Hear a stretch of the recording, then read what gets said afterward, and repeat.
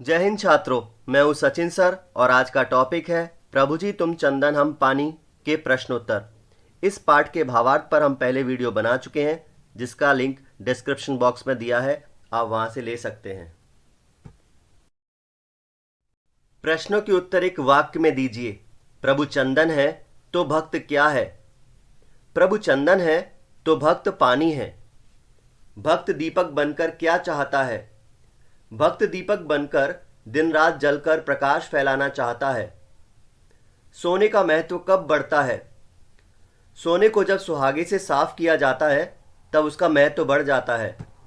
प्रश्नों के उत्तर एक दो शब्दों में दीजिए। कवि रैदास किसके समकालीन कवि थे? कबीर दास के। रैदास को किस और नाम से जाना जाता है? रविदास। संत रैदास के गुरु कौन थे? रामानंद जी। संत रैदास ने कितने पदों की रचना की है? 200 से अधिक। भक्त बाती बनकर क्या चाहता है? जलना चाहता है। यदि भगवान मोती है तो रैदास क्या है? धागा। किन गुणों के कारण चंदन को भगवान के समान बताया है? पवित्रता और शीतलता के कारण। भक्त रैदास के अंग अंग में कौन सी सुगंध समाई है? परमात्मा रूपी चंदन की।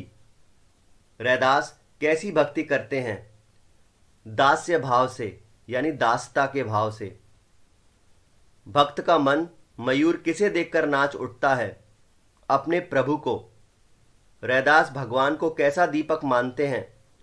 रैदास भगवान को अखंड दीपक मानते हैं जिसकी ज्योति दिन रात जलती है।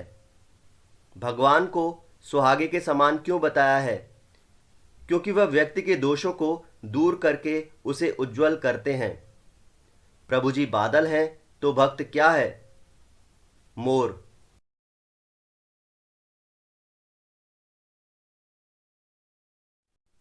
चकोर एकटक किसे देखता है? चांद को।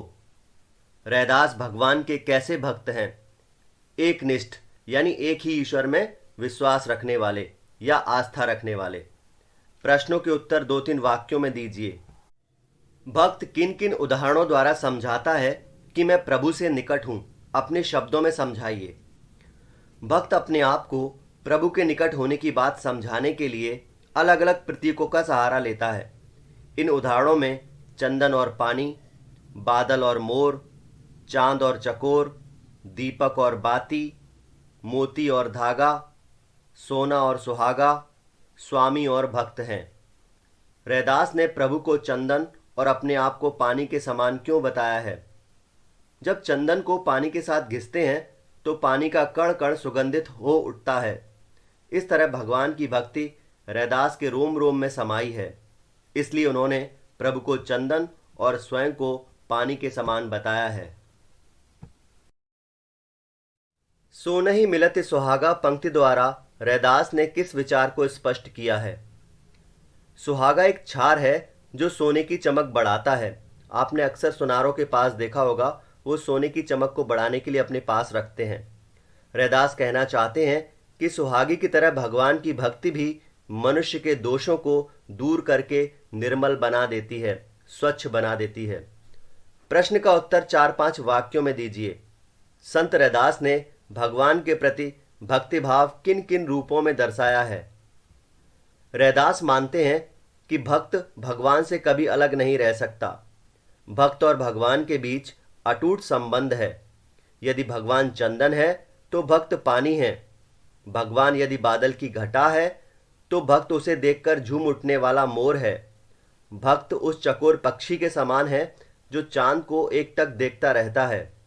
भक्त परमात्मा रूपी दीपक में जलने वाली बाती है। यदि परमात्मा मोती है तो भक्त उस मोती में पिरोया हुआ धागा है। यदि परमात्मा सुहागा है तो भक्त उसके द्वारा चमक पाने वाला सोना है। भगवान स्वामी है और भक्त सेवक है। पर्यायवाची शब्द: पानी, जल, बास, गंध, दीपक, चिराग, सोना, स्वर्ण। विलोम शब्द: स्वामी, दास, दिन, रात, समान, असमान, सूरज, चांद। मुहावरे का अर्थ: सोने पर सुहागा, किसी मूल्यवान वस्तु का और अधिक महत्व बढ़ जाना, यानी किसी वस्तु की और अधिक वैल्यू बढ़ जाना। शब्द समूह के लिए एक शब्द: बादलों का समुदाय, घन बन।